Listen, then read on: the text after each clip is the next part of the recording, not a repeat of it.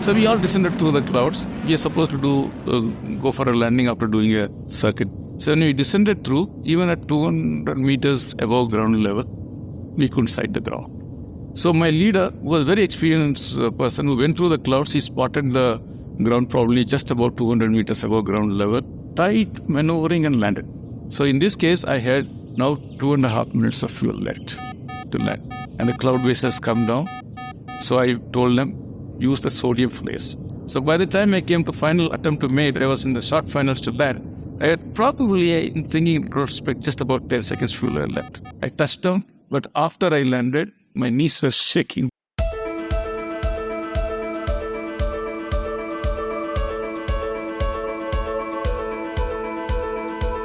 Hi friends, welcome to the Aspire and Acquire podcast. I'm your host Sandeep Suri.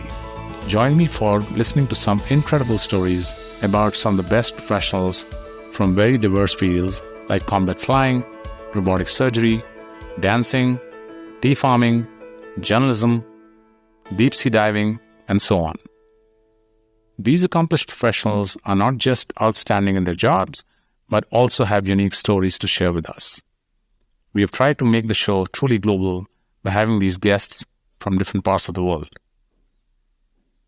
In this day and age, traditional career ladder has been replaced by non-linear career moves where progression goes beyond promotion and allows people to develop new skills that may not be necessarily close to their profession. In the context of constant change, learning something new is now a must-have rather than a nice-to-have. We would learn how these professionals deal with their day-to-day challenges in these top jobs. Now, a little bit about my leadership journey. I have 30 plus years of experience with big corporations, largely with financial services companies. In my last corporate role, I was the country head for one of the leading financial services companies based out of Dublin, Ireland. I had the opportunity to work in multiple geographies like India, US, Ireland, and the UK. During our conversations, our guests would offer a unique perspective about their profession and talk about the unspoken rules of their workplace. So without further ado, let's dive into the session.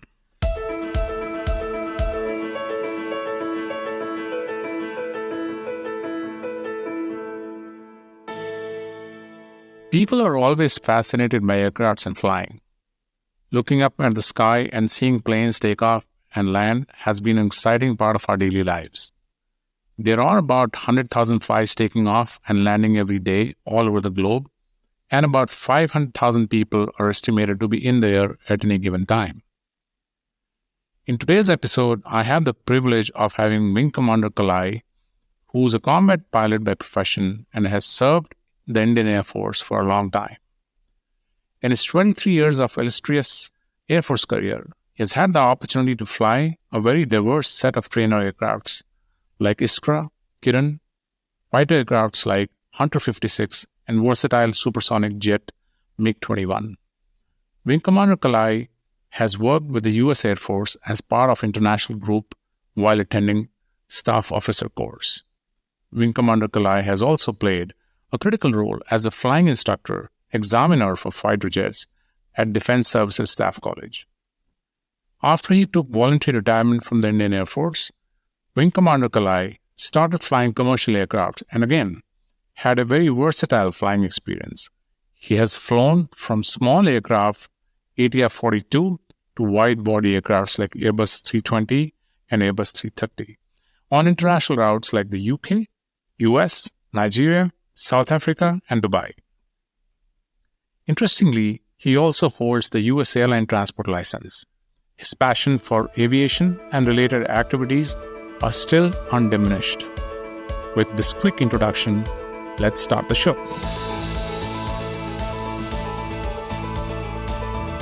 Hello, Wing Commander Kalai. Welcome to Aspire and Acquire.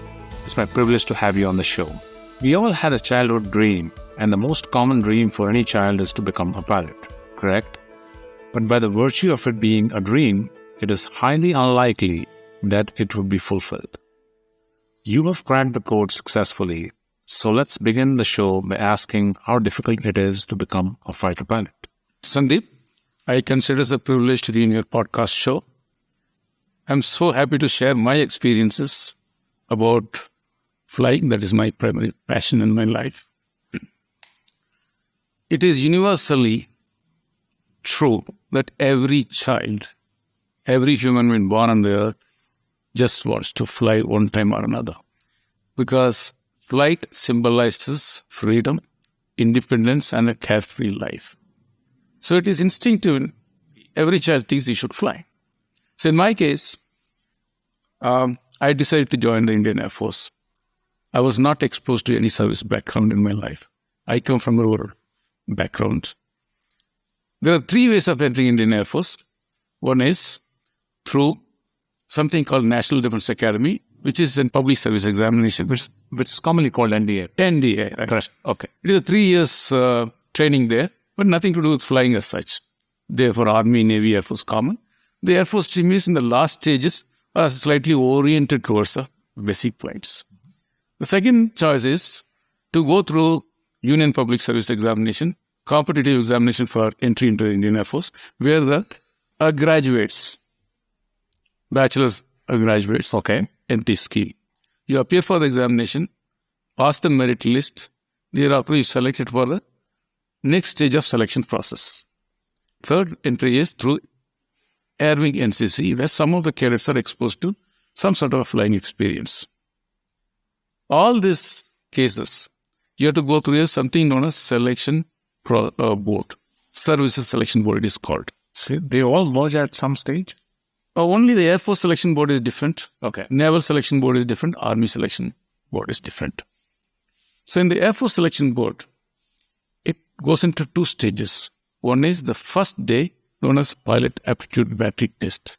This test actually tests your quick thinking process, ability to analyze, ability to coordinate your activities.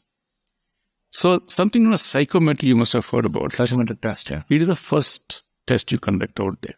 Then there is a different test where different type of instruments are given at different stages, and you are supposed to interpret what is your situation. That is basically aircraft instrument. Whether you are exposed to aircraft before or not, it is immaterial. They'll give you 5 minutes to orient it. Thereafter, they give you the test. So if it is in you, within you, this capability, it comes out through that. Wow. The next stage is something known as really attitude and aptitude test, which tests your physical coordination and mental coordination, wherein your coordination between your eyes, ears, speech, and your limbs movement. Your inputs are given, your eyes are seeing something, while somebody is talking to you, you try to assimilate what he is talking, while you are speaking to something else, and while your limbs are coordinating the movements of a electronically project target to keep it in a place. Your legs are moving, hands are moving, your eyes are looking at it, your ears are listening somewhere. So this is the most important test. For example, we start with 100 people on the first day, candidates. At the end of this test, it is possible only 10 may remain or 30 may remain. Generally, at the end of the 5 hours, most of them go back. So it's that instant that within 5 hours, you come to know that, So once you pass through this, then you go for the second phase of the selection board test, wherein you are constantly monitored by a selector, including a psychologist. So this test continues from morning about 8:30 till about 3 or 4 o'clock.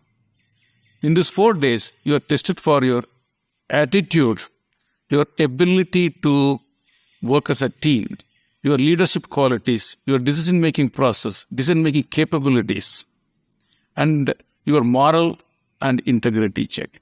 All the psychologists check.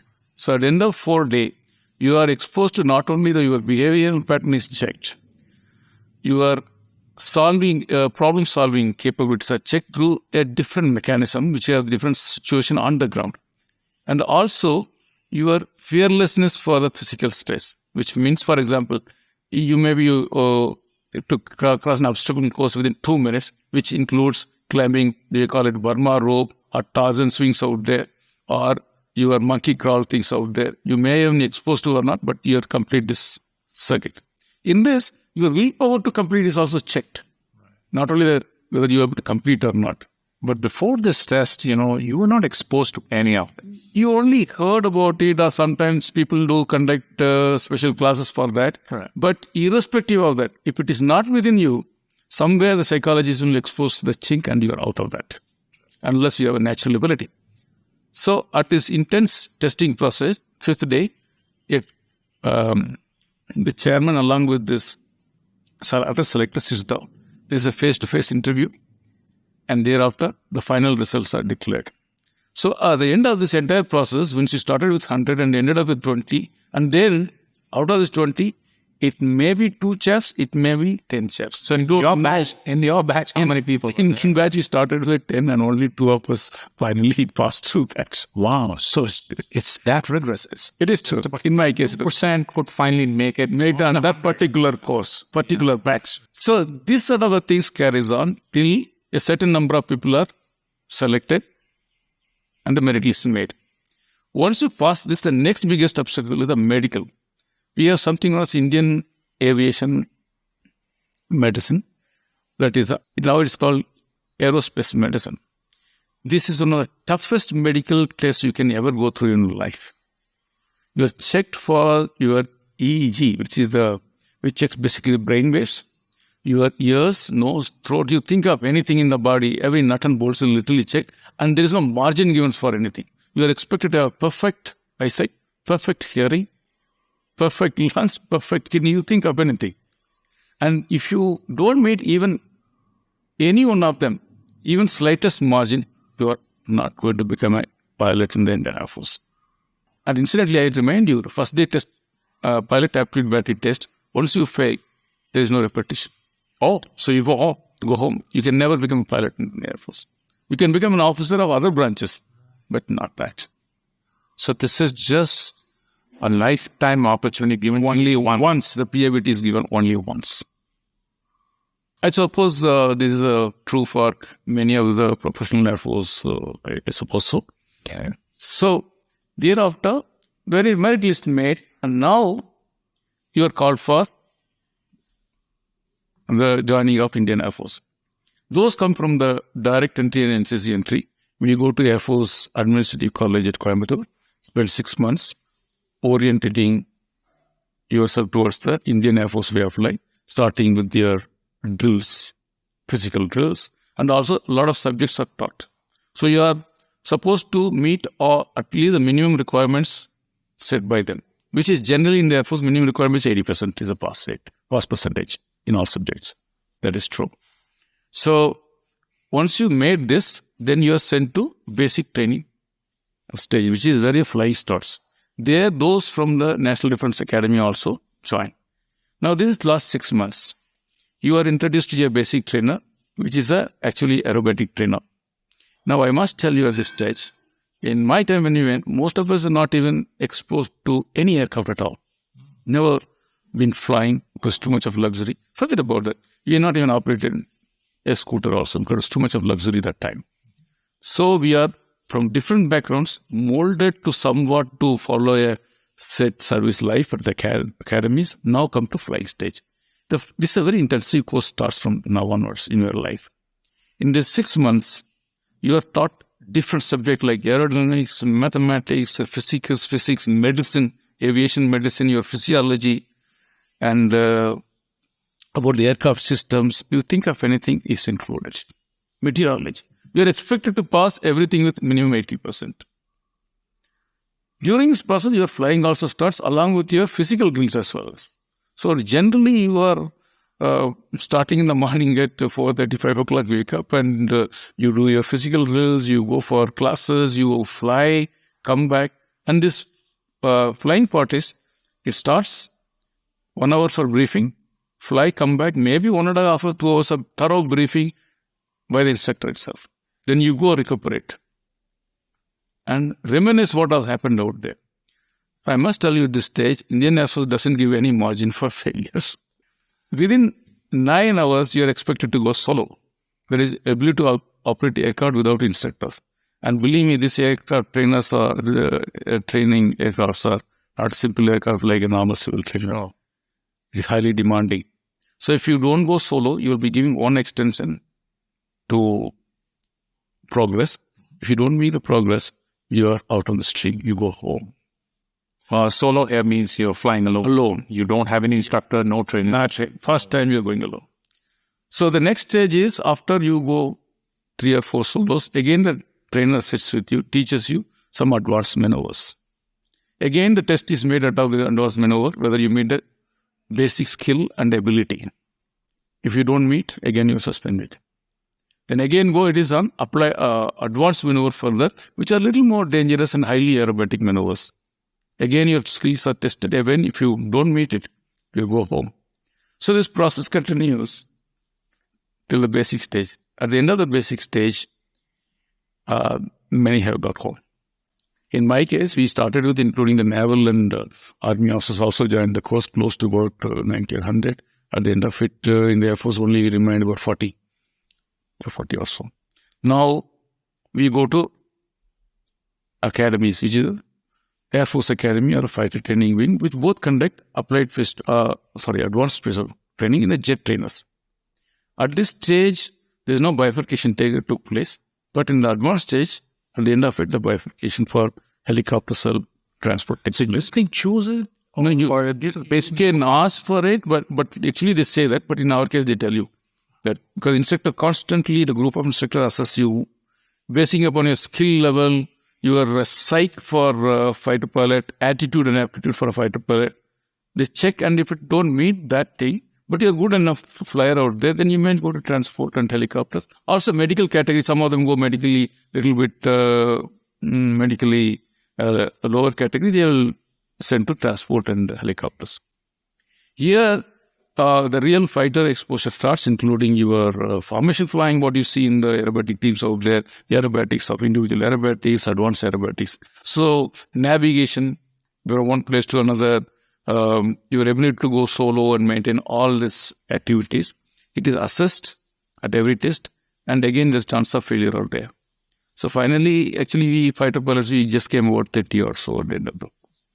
Now, applied phase starts where more advanced maneuvers, night flying, armament practices are exposed now.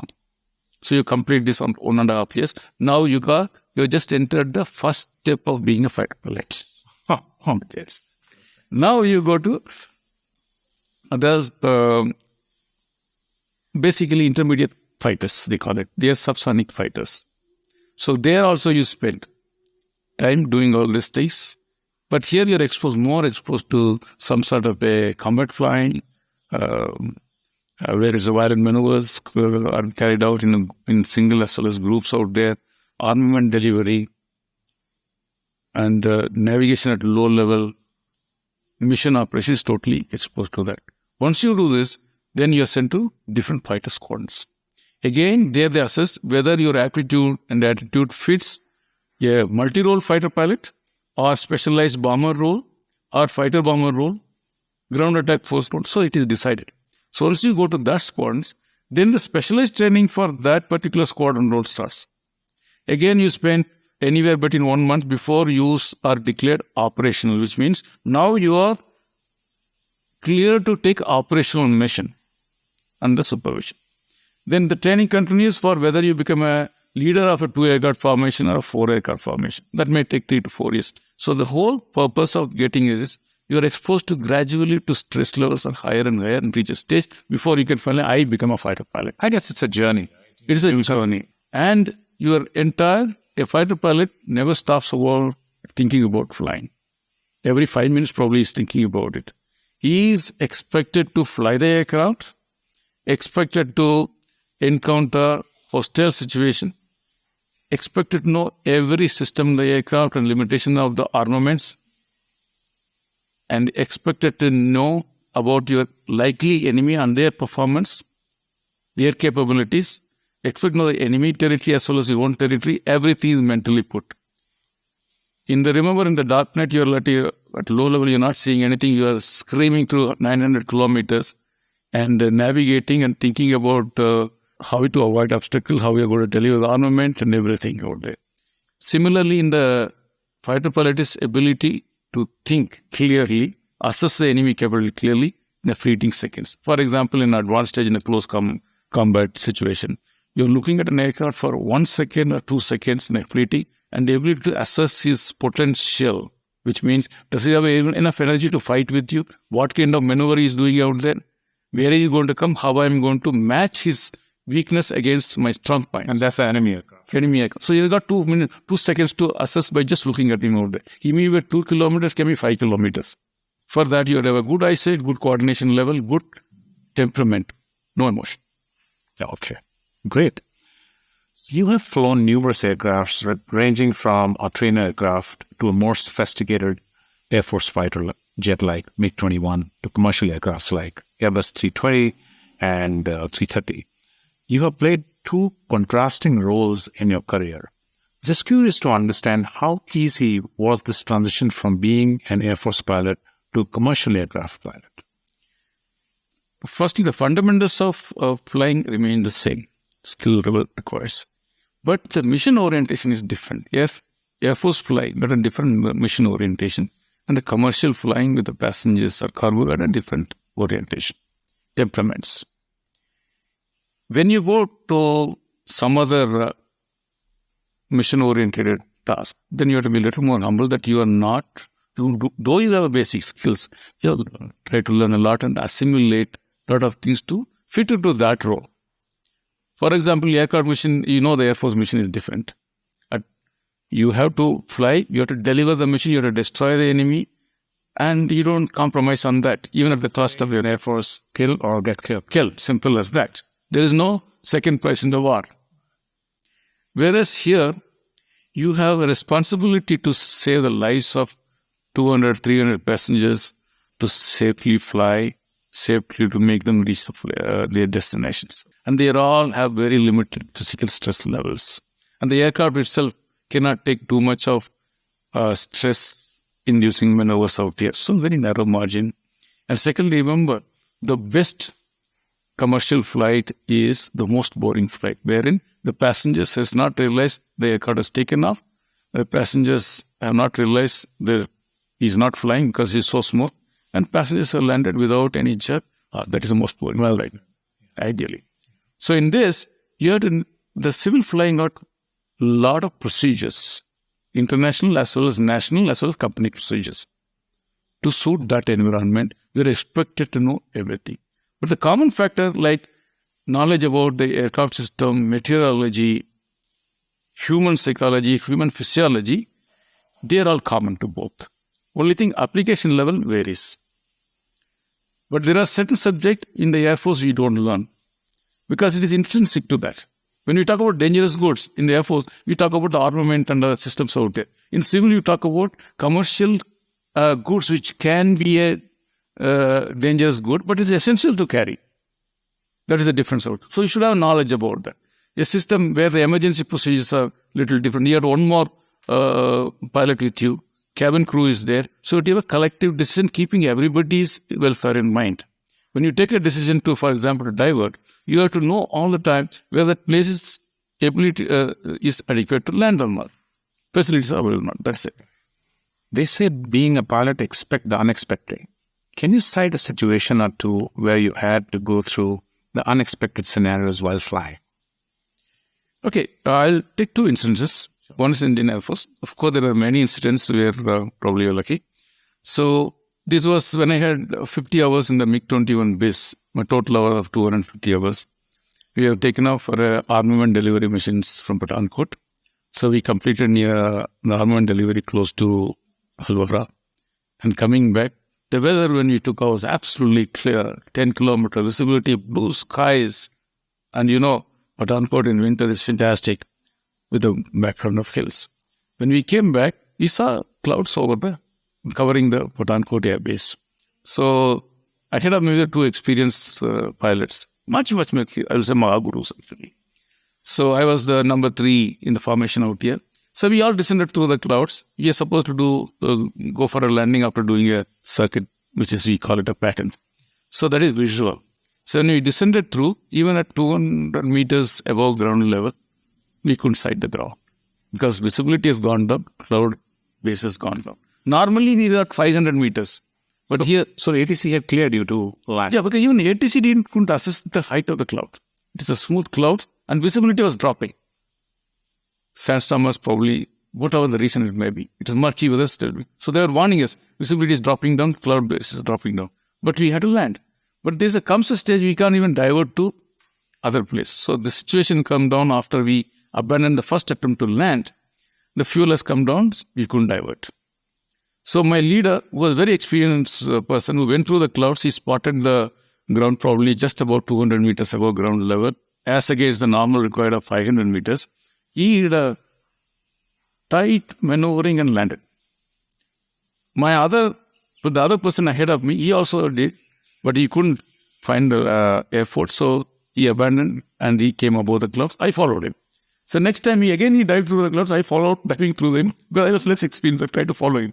He managed to spot and landed, but I couldn't spot. Now things become critical. In the pilot's life, once you get airborne, all the reserves keep coming down. No way to enhance it. It's all the time everything becomes hostile to you.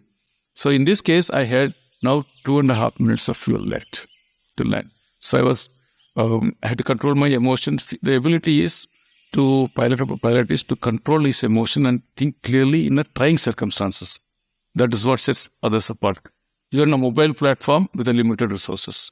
So I just came down. There's a panic in ATC everywhere. So I told the controller, this is my last attempt. Thereafter, I had abandoned the aircraft in a safe area. So I'll be coming for landing. They said visibility has dropped down to 500 meters. Normally, I require, in my case, 3 kilometers visibility. And the cloud base has come down. So I told them, use the sodium flares. Sodium flares, once lit up, it makes a dark night into a clear, bright, sunlit sky. With 2 of them lit on the runway, I could see only 2 dots. That was the kind of visibility. And I had now less than 1 minute of fuel left to land. So by the time I came to final attempt to make, I was in the short finals to land. I had probably, thinking in retrospect, just about 10 seconds fuel left. I touched down, and then went switched down. Till then, everything was under control. But after I landed, settled down, my knees were shaking because I knew that I was being fact about it. In the second case, I was operating the wide-body Airbus 330 from Bangalore to London with 220 passengers in the winter. So somewhere about when I was over Bulgaria, I got a SAT phone call that London is likely to be closed. Be prepared for diversion to Manchester because of heavy snow in the UK skies. So I said, fine.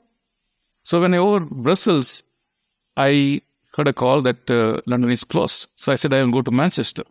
They said, Manchester is also closed due to heavy snow. I said, what about Birmingham? He said, the entire UK airspace is closed. No aircraft is flying because all heavy snow. All runways are closed. So I was a little worried now. Anyway, I never panicked as such. I said, what about Amsterdam? I said, Amsterdam is closed. 300 aircraft stuck. I said, what about only in Paris? 250 aircraft stuck. What about CDG, that is Charles de Gaulle Airport or Indian Airport? That's a 300 aircraft. I said, what about Munich? He said, Munich is closed for the past 5 hours. I said, where am I supposed to go? Shall I land here? He said, no, sir, we also have 299 aircraft here. So there's no space for you to land and park it out here. And they said, then where do I go? Sir, we'll direct you to an airport, which is a very small town, which basic necessity to meet your landing requirement. And I didn't have a charge for that, for the landing charge for that, which is very essential. And I was at 40,000 feet with 220 passengers. I said, okay, you guide me. He said, we'll make the landing systems operational there, and we'll give you a frequency to it so you can land out there. Then as I was planning to do that, I was wondering where the place is going to be. I never heard about it. He said, can you land in 10 minutes? There's one slot for you. So I was 40,000 feet. And 10 minutes he wanted me to land. So only way to do is something called emergency descent you carry out, which you must have known, demonstration in case of oxygen fails out here, the aircraft is going to descend fast, your mask will follow. That is the situation. You descend at the maximum rate of descent, 6,500 feet, which is for a transport aircraft, which is much more. In a fighter, we descend with 40,000 feet rate of descent per minute. Okay. So we said, fine. So I said, okay. I said, prepare landing, and within 10 minutes I had to land. So I just dived the aircraft literally, came there, and as I was touching down, the heavy snow was dropping, and we stopped, and 3 hours we couldn't open the door because of heavy snow. So you don't know, because everything from a clear, peaceful flight, out of things become literally a panic-creating situation. Just it changed. So pilot has to expect it, don't they? You're trained for that and you're prepared for it all the time. The pilot never rests in the cockpit. All the time he's thinking, what will happen to where am I? The golden rule is, he's supposed to know where am I, where I'm supposed to be, where I'm going. Is the aircraft and the weather requirements meet the criteria for to go there? If it is not there, what decision I'm going to take? It's all the time it is there. Interesting. I know in flying, everything is well documented, and for every step, there is a standard operating procedure. But can you talk us through about the unwritten rules of flying? The unwritten rules of flying is a pilot should know his limitations, his skill levels, his weather limitations, aircraft limitation. Whichever is the lowest, you should stick within that limitation. Always have reserve skill in your kitty. A situation should never arise where you have to use these special reserve skills. That is the beauty of the piloting part out there. And a pilot should always under control of his emotions. Never take an emotional decision. Never trust one particular source of information, only take a decision. Take, cross-check again, consult with others, take a decision, and that has to be fast and correct because you get one chance. Interesting. Thanks, Wing Commander Kalai, for being with us. Great to get a pilot's perspective in flying. And I salute you with the caption of Indian Air Force, touching the sky with glory. I appreciate you joining the conversation. Have a good day. Thank you, Sandeep, for the lovely opportunity you gave to me to some sort of touch upon the subject which is my passion in my life. As I thank you, my thanks to India as a country, which I am fortunate to be born in there, and it given me a chance to serve. Thank you.